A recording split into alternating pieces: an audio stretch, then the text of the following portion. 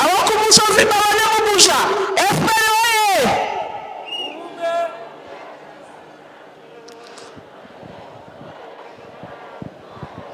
Paul Kagame oye kandi arashoboye ukizamutererana rwagize ate kandi arashoboye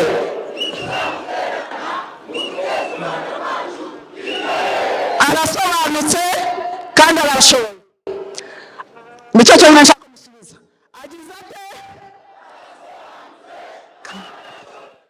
niwe usobanutse niwe ushoboye umukandida wacu niwe nta wundi ninde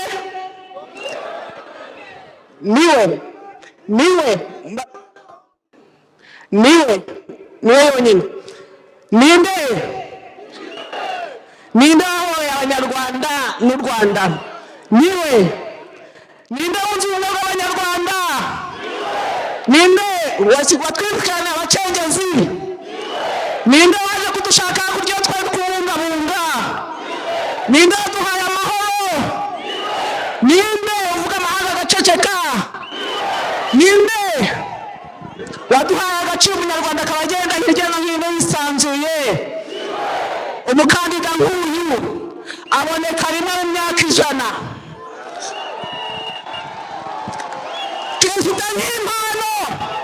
tumufitanye impano tujya tubwishimira uri impano Imana yaduhaye amahirwe nk'ayasaya bose humura abanyarwanda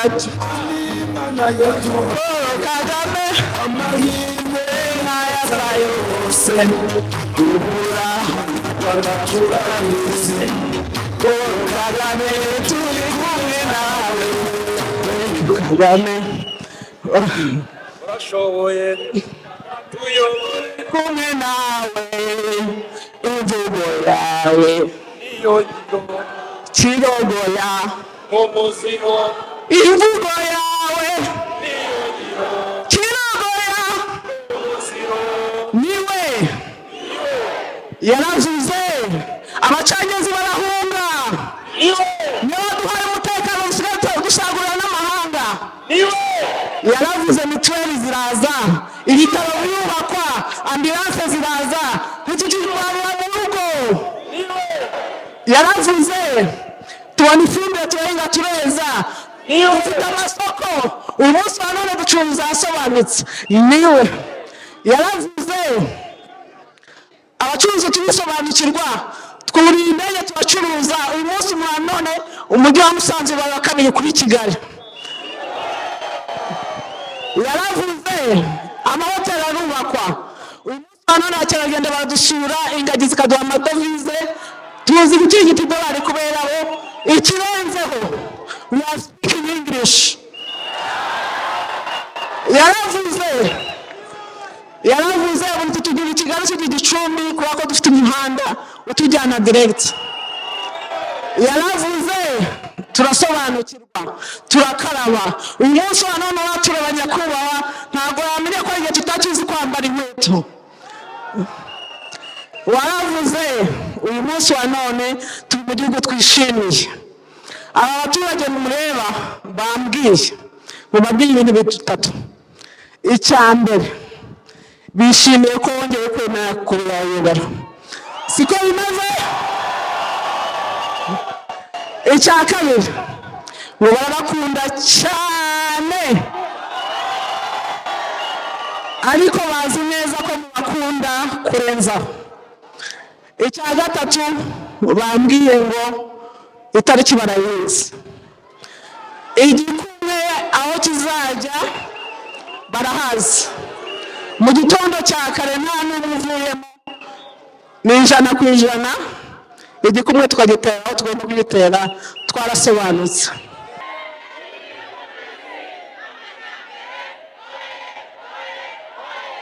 Paul Kagame oye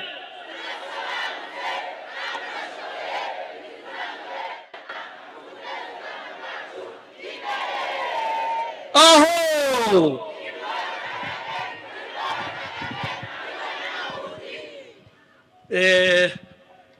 nitwa Nsenyumva Eric, nkaba ntuye mu mudugudu wa Kamiro, akagari ka Gasizi, umurenge wa Mukamira.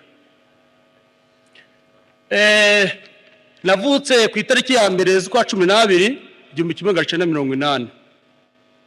Mu by'ukuri nyakubahwa chairman, navukiye mu muryango uciriritse, nisanze nsanga umubyeyi wanje akora umwuga w'ubuhigi. Ubwo byarangiye nanje mba umuhigi, nabutangiye mfite imyaka 7. Nyakubahwa chairman, nagira ngo nkugezeho ibyo nagezeho kubera imibereho ya myiza. Aka kanya ni amahirwe ntapfa kubona n'uwari we wese. Ngize amahirwe nyuma yaho ubwo naje binyujije kuri RDB yaje kudutoza, idushira mu makoperative. Irangije kudushira mu makoperative nibwo batujyanaga Kitabi kutwigisha uburyo kubungabunga pariki. Aho nahakuye ubumenyi.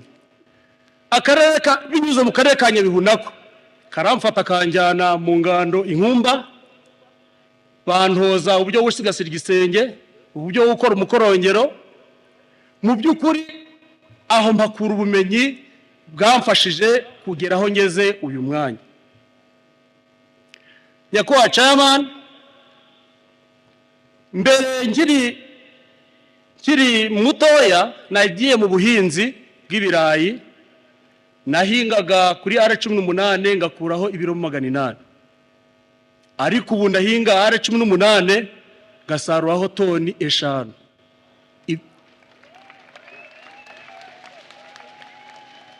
Nyakubahwa chairman, ubu ngubu ndahinga kuri hegitari. Iyo nsarura hagati kuri toni 20 kugeza kuri 25. Ibyo byose mbikesha nyakubahwa chairman, utagutora yatorane.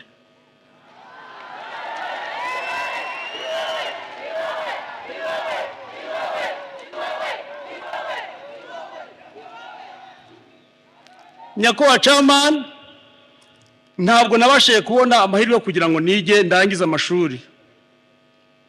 Ariko mu by'ukuri abana banje bariga, abana 2 bararangije. Umwe wize imyuga akora igisenyi, azi kugorora imodoka, azi gutera amarangi. Ubu amaze kwigurira inka, yimaherutse kubyara, yiguriye n'umurima. Ibyo byose mbikesha Paul Kagame.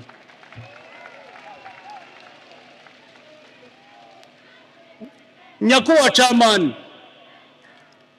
ngize amahirwe, reka nkubwire ibyo nagezeho ni byinshi.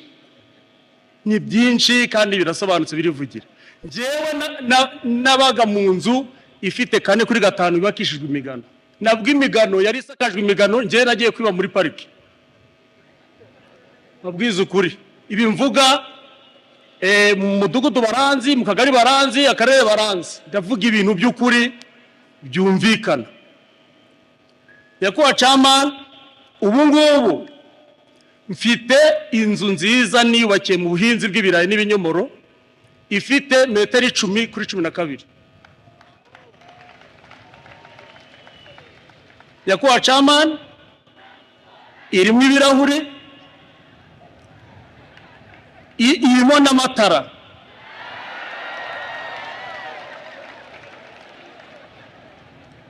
Nyakubahwa chairman, nkiri mu nzu ntoya twakoreshaga utudodowa tugacana ibishamburere by'amapini. Ukinjira mu nzu ukaja kubwiherera ugakoresha igishambulera. Ariko ubu ngubu ndakanda buto, igipamasi, amatara gakaka.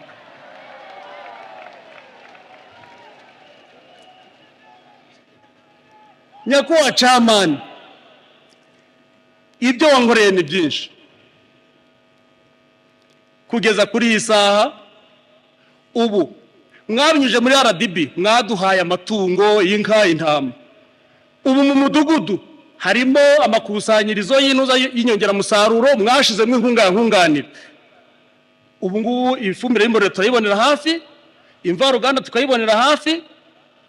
Ubu intumbero mfite nuko ngiye kongera ubuso, ndashaka ko nanjye nakwigurira imodoka yo kujinjanira umusaruro i Kigali.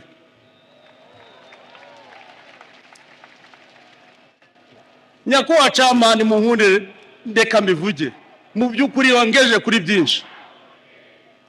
Ubu ngubu mu mudugudu njyewe nyoboye koperative Karisimbi.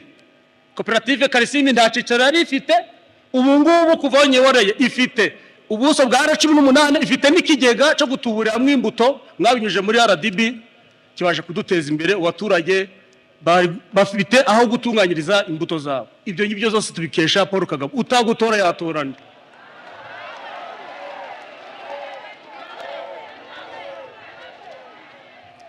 Narakomeje ubu ngubu mpagarariye amakoperative 25 mu karere ka Nyabihu, arimo abaturage 5,400. Ubu bose bafite intera imwe, badufasha kubungabunga parike. Uwaho parike yari ikibazo, ubu parike yatubereye igisubizo kubera ko turugukama, niho tujisha igisabo, niho peteroli yacu. Ubu ngubu uvuye ku mupaka ukagera ku wundi, Burera, Musanze, Nyabihu na Rubavu, turabungabunga parike kandi twiteguye ku itariki ya 15 Inkoko niyo ngoma kugira ngo twitorere Nyakubahwa Chairman.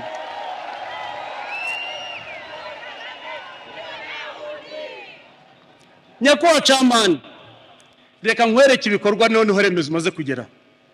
Ubwo ibikorwa byo wangeje huye ni byinshi, mbaye icumbikirano nabirangiza. Reka duhere hano. Urabona aya mazu meza ukuntu ameze, atenga maraye, urukuyabona ukuntu atenga maraye. Ugeze mu mujyi wa Musanzeho ukazamuka ari umudugudu w'icitegerezo mu Kinigi, ukongera ukanyura hejuru ukagenda ukikoza ku Gisenyi. Ibintu birasobanutse. Mu by'ukuri nagiye gushaka perime hariya Igisenyi, ngeze kuri sitade rwose, maze hariho kaburimbo, maze nakataga kamoto, moto nkayikata nkayigarura. Ibintu n'uburyohe. Nyakubahwa Chairman, si ibyo gusa, gukorera abakora perime y'imodoka, kuja muri parikingi ibuni n'iminota 7 kuba bishinzwe hano abapolisi, ariko mu minota 3 imodoka mba narangije kuyikora muri parikingi.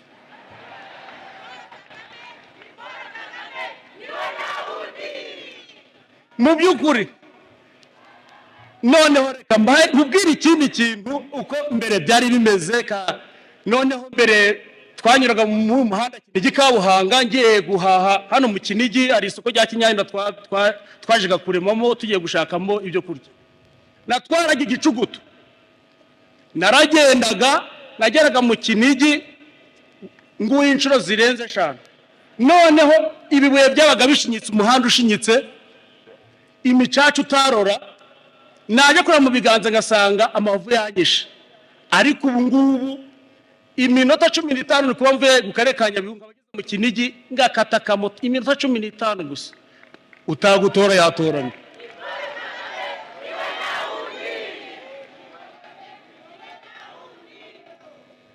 Nyakubahwa Chairman, abaturage mpagarariye baba mu makoperative mu karere ka Nyabihu, ubu ngubu bantumye ko ku itariki ya 15 Inkoko niyo ngoma, kugira ngo twitorere Chairman wacu, umukandida wacu, kuko kugutora ni ukwiteganyiriza ejo hazaza.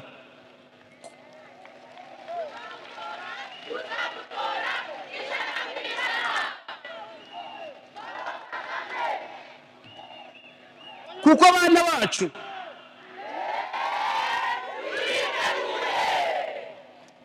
bacu niho bazarushaho kuba neza. Utagutora yatorana. Bavandimwe muri hano mwese rero, mumfashe dushimire umukandida wacu Chairman, tumwizeze ko ku itariki ya 15 tuzazinduka Inkoko niyo ngoma, twitorere uwimakaje umuco nyarwanda, twitorere uwazanye ubumwe bw'Abanyarwanda, Imana ikongera impano, ntago ibyawe nabivuga ngo mbirangize mba ncumbikiye aha ngaha tuzakomeza murakoze Imana iguha umugisha